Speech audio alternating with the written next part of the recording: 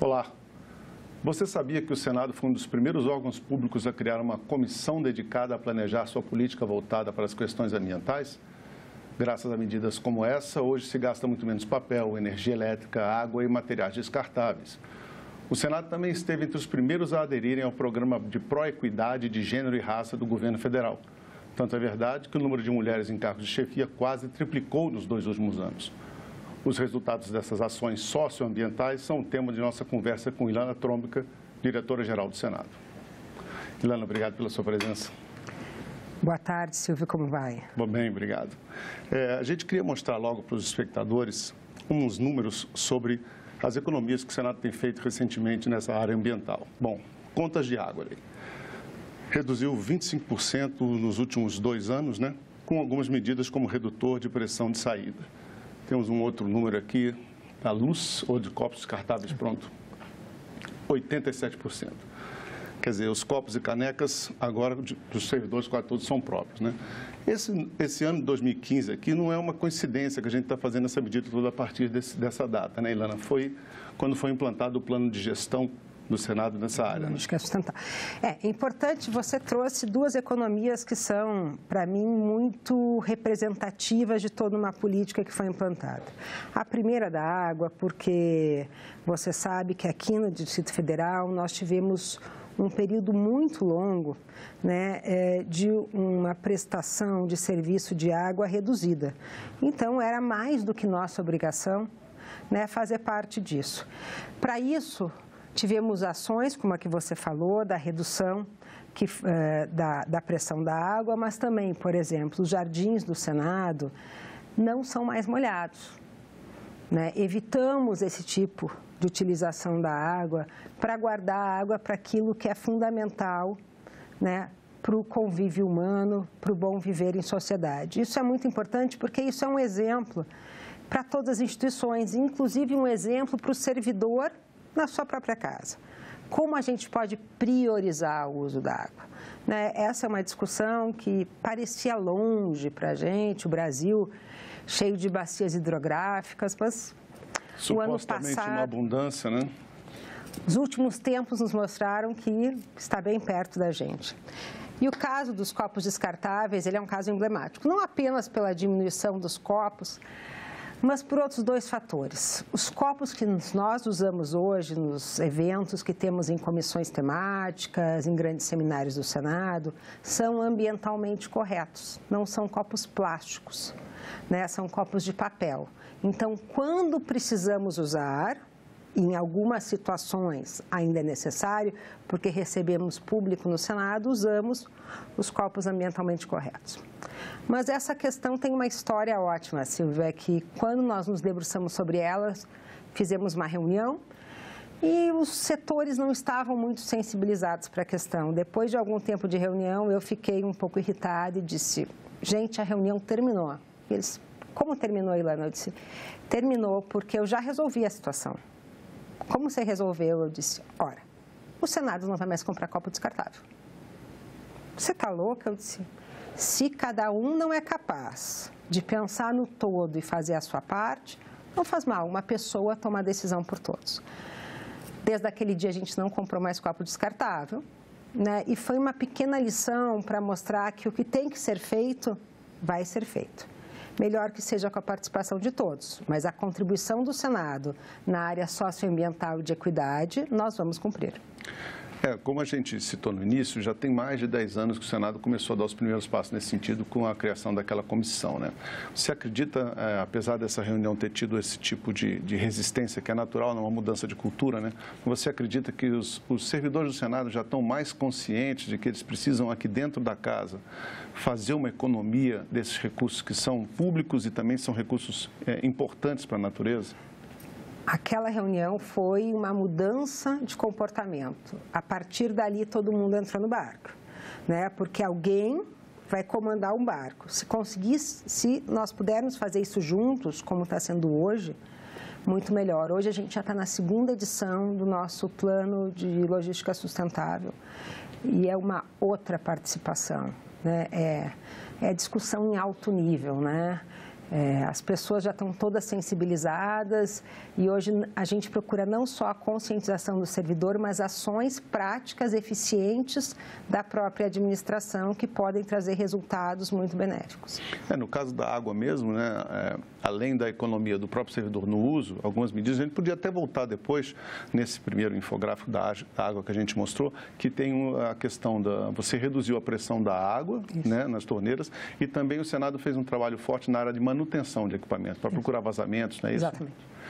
Aqui a gente teve 150 mil metros cúbicos de água consumidos e caiu para 113, 25% de economia. E não é só devido, naturalmente, ao racionamento que Brasília passou, porque o racionamento acabou no mês de junho, os espectadores do Brasil inteiro ainda não sabem, mas o racionamento acabou e o Senado continua economizando água, né?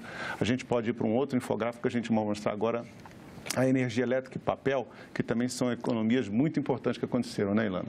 Se você quiser comentar o infográfico da energia. A energia elétrica, a gente tem desligamento automático do ar-condicionado, uma medida que foi muito debatida pelo conjunto dos servidores, mas no final houve um entendimento que era necessário, né? Até porque nós temos as tarifas verde, amarela e vermelha, e quando a tarifa está vermelha, o comprometimento orçamentário com o custo da energia elétrica se eleva.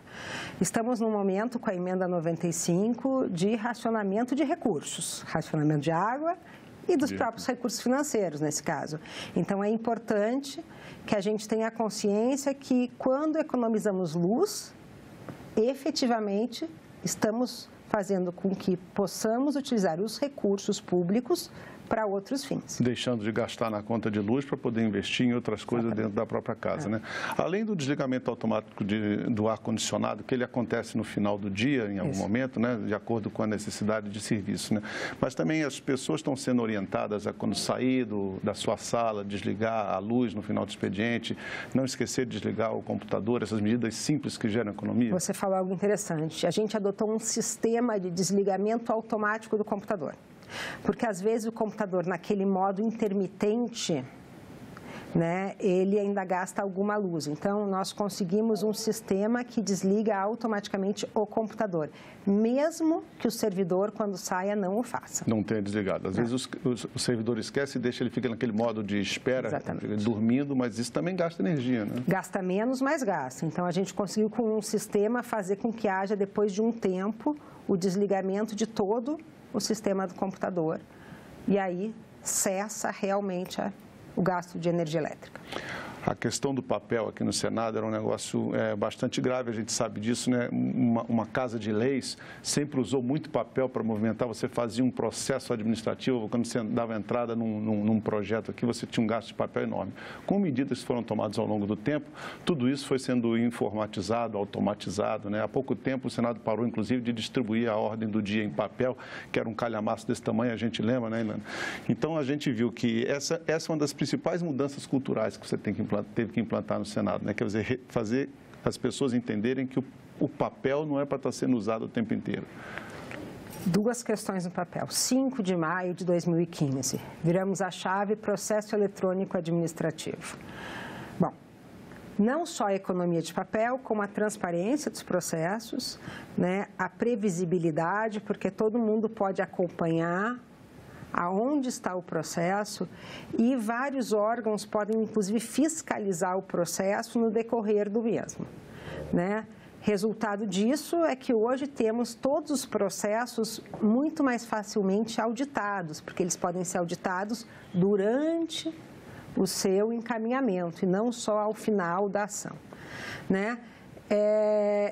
E é impressionante, parece que fazem séculos que a gente tinha aqueles carrinhos, Silvio, não sei se você lembra. Circulando nos corredores. Circulando com um monte de papel, fazendo um barulho. As pessoas já nem lembram mais como é que era aquilo. Papéis para a gente assinar, eu então assinava um bolo de papel e depois perde. Isso acabou. e fazem pouco mais de 3 anos. Né? E isso foi até a área administrativa, nesse sentido, serviu como uma ponta de lança para a área legislativa, como tu mesmo bem lembraste agora, tomar também medidas. E hoje a gente tem na área legislativa exemplos. Né? O relatório do presidente, antigamente era um calhamaço, hoje ele é muito menor e dá muito mais informação, porque com um carry code você pode ter acesso, inclusive, a todos os discursos, a todas as tramitações ao mesmo tempo. É econômico, é ecologicamente correto e traz muito mais informação para o cidadão. O jogo do ganha-ganha. Você falou, esse foi o 5 de maio de 2015, né? Foi. Você falou. O outro caso que você deve estar querendo se referir é das impressoras, fundamental. Remanejamento da maneira como o Senado usa as impressoras, né? E diminuição de 40% do nosso outsourcing. E aí é um exemplo daquilo que você falou. Para os espectadores, o outsourcing, no caso, é que as impressoras não eram exatamente do Senado, né? A gente não meio que aluga as impressoras, né? O único insumo que a gente precisa nesse processo é o papel. A impressora, o funcionamento dela e a tinta e o toner são alugados de uma empresa. Nós reduzimos em 40% o número de impressoras. E aí a gente já percebe a sensibilização do colega. Antes da gente reduzir isso, a licitação já estava pronta, tínhamos licitado, foi uma licitação muito boa, econômica. Eu tinha muito receio da reação das pessoas acostumadas a terem a impressora do lado dela, esticar a mão e pegar o papel. Estava até preparada para uma certa reação, não ocorreu. As pessoas se conscientizaram que se podia caminhar até ali, ter menos impressora, ter uma por setor, e foi a coisa mais tranquila. Foi realmente muito tranquilo. Fizemos reuniões de preparação, conversamos com todos os gabinetes dos parlamentares e reduzimos em 40% o outsourcing de impressoras. Não, de novo, jogo do ganha-ganha. Licitação mais barata, menos gasto de energia, menos gasto de papel. Né? E até um ganho para o servidor, que tem que se movimentar um pouco, levantar não ficar pouquinho da cadeira, sentado, é verdade, né? E outras medidas simples, pelo que a gente... quer dizer, no dia a dia a gente sente esse resultado dessas coisas, né? As impressoras hoje todas estão configuradas, né, para fazer as impressões de frente e verso. E a gente tem do lado de todas as impressoras no Senado, onde a gente caminha, a gente observa umas caixas de papelão grandes assim, que você coloca o papel que você vai descartar ali, porque esse papel vai ser reciclado. O Senado também tem trabalho nisso, né? Reciclar, reutilizar, reaproveitar as coisas, né? Nesse ínterim, nós mudamos as nossas latas de lixo, utilizamos aquele padrão colorido, internacionalmente conhecido, para não misturar o lixo. A gente tem um convênio com uma cooperativa, né, para utilizar o nosso lixo reciclável, mas é muito importante que a gente não misture, porque se você misturar, você inviabiliza a reutilização, né? E aí foi um trabalho de formiguinha, conversando setor com setor, né, para que não se misturasse. E hoje a gente tem os ganhos da cooperativa, ou seja, a cooperativa consegue fazer esse uso. E, de novo, a educação, porque você chega na sua casa e na sua casa você não deixa misturar também. Verdade. Esse treinamento de conscientização dos servidores é um trabalho constante, como se diz, né? Dia a dia, para você tendo ganhos pequenos, mas que são relevantes no final do ano. E não só para os servidores efetivos, comissionados, mas também para os terceirizados, que estão conosco aqui no Senado, fazem parte da nossa força de trabalho e são muito importantes nesse processo, né? Eles recebem cursos, palestras, conscientização e mais. E eles levam essa prática não só para a casa deles, como eles reutilizam o material reciclado. O pessoal que trabalha, inclusive, na parte de higiene, aqui de limpeza, manutenção, esse pessoal também recebe treinamento, já são orientados para economizar esse material de limpeza, né, Ilana? E além de economizar, hoje em dia, nas licitações do Senado, a gente busca produtos de limpeza que estejam ecologicamente adequados, né?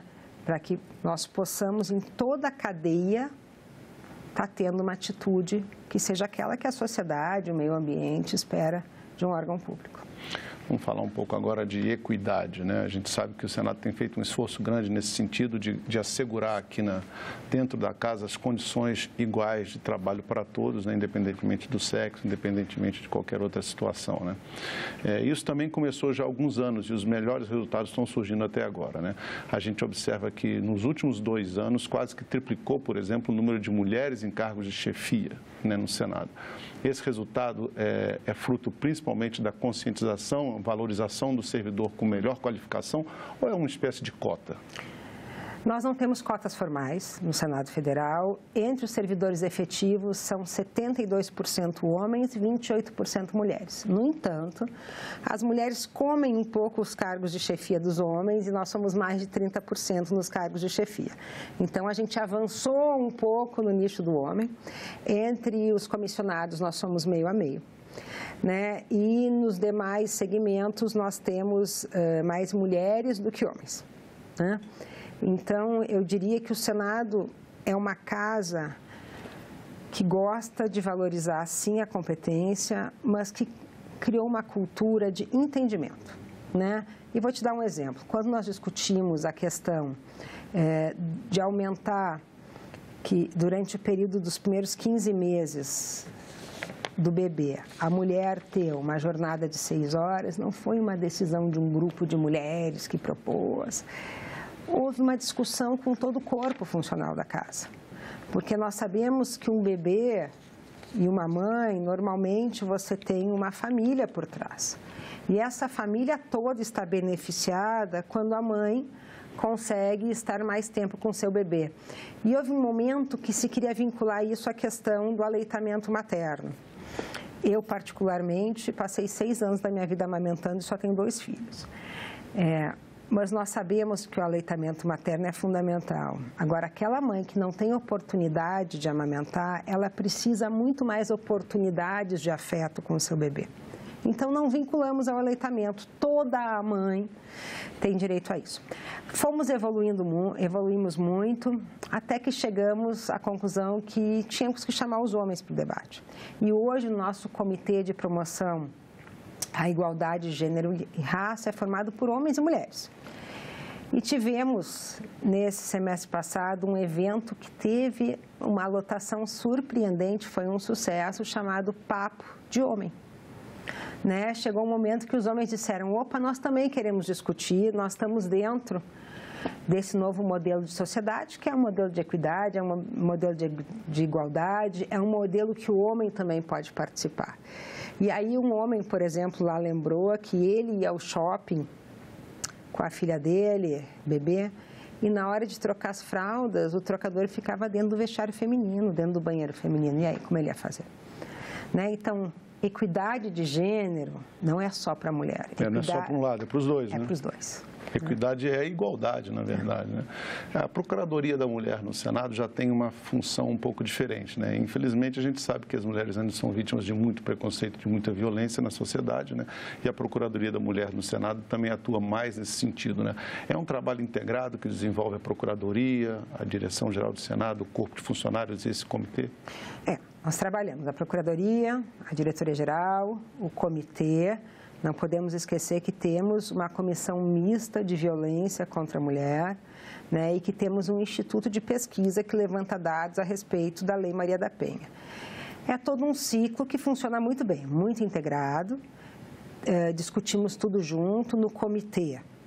Membros da Procuradoria estão lá, membros da Polícia, do Senado, do Qualidade de Vida, da Advocacia, né, de todas as áreas, e o que é muito peculiar no nosso caso é que o comitê ele é aberto, né? As pessoas estão lá porque querem, né? E cada vez mais tem chegado mais gente, a tal ponto, Silvio, que hoje a gente já estuda ampliar o comitê para gênero, raça, questão religiosa, a questão do conflito geracional e a questão de sexo, né?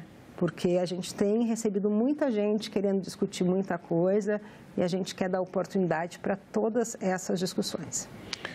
E a acessibilidade? A gente também observa que o Senado também no começo da década passou a adotar medidas mais concretas nesse sentido, né? E hoje a gente já tem até uma política de acessibilidade dentro do Senado. Podia fazer um resumo para a gente de quais as medidas mais importantes foram tomadas? Claro que eu posso, só que antes eu vou fazer a cereja do bolo na questão da equidade. Com prazer. Em 2016, nós implantamos a cota. 2% dos nossos contratos de terceirização de mão de obra são reservados para mulheres em situação de vulnerabilidade por violência doméstica. E é impressionante como isso faz um bem para a mulher, que consegue, através da sua independência financeira, resgatar a sua autoestima e muitas vezes sair do ciclo de violência. Faz bem a essa família que aprende a ter relações mais sadias, mas faz um bem ao Senado, que traz para perto uma temática que é a temática da violência, que é uma temática difícil, é uma temática feia e normalmente nós queremos afastar. Né? Nós queremos ver pelo jornal, dizer que coisa horrorosa, mas nós não queremos trazer para perto e discutir isso nas nossas casas, com os nossos filhos, com os nossos colegas e ver que tipo de ações nós temos não favorecem a equidade, que tipo de falas, que tipo de discursos. E tudo isso trouxe isso para dentro do Senado para ser discutido com muito respeito, né? Inclusive respeito ao anonimato das mulheres que aqui estão, mas elas estão, e nós sabemos. E por isso essa discussão floresceu, tornando o Senado um lugar ímpar nesse sentido, e eu acho que de grande destaque, não só por ter sido o primeiro órgão, o criador dessa cota, mas por hoje já saber como se recepciona a questão, como se discute a questão e como se elabora a questão para uma sociedade justa e livre de violência. E a acessibilidade também é para uma sociedade justa e livre de violência, porque, na verdade, Silvio, todos nós somos diferentes, em regra. Mas temos colegas e temos mais de 200 pessoas trabalhando no Senado que são deficientes ou de locomoção, ou são cegos, ou são surdos. Temos um contrato com a APAI, que utilizamos na nossa biblioteca, e o Senado se adaptou para que todos eles tenham condições de trabalhar com a sua plena capacidade entre nós. E isso também naturaliza a questão da deficiência, né? A gente aprende que a diferença constrói. Já atingimos, e foi um dos objetivos do plano de acessibilidade, né, a cota de estagiários deficientes, né? Rapidamente conseguimos isso e percebemos que a deficiência, se comparado com a eficiência que todos nós temos, desaparece. O Senado, na sua estrutura física, o Senado tomou várias medidas no sentido de facilitar o acesso das pessoas também, tanto para as pessoas com deficiência física, de mobilidade, como essas também, pessoas com deficiência auditiva, pessoas com deficiência visual. Foi feita essa adaptação? Claro, e continua sendo feito. Isso é uma implementação constante, né? Hoje já temos, quando você chega na portaria do Senado, você pode pedir um intérprete de Libras, você pode pedir um carrinho se você tem algum tipo de deficiência mesmo. Um visitante chegando. Um visitante, mesmo que temporário. Eu quebrei o pé, quebrei a perna, não precisa ser uma deficiência definitiva, né?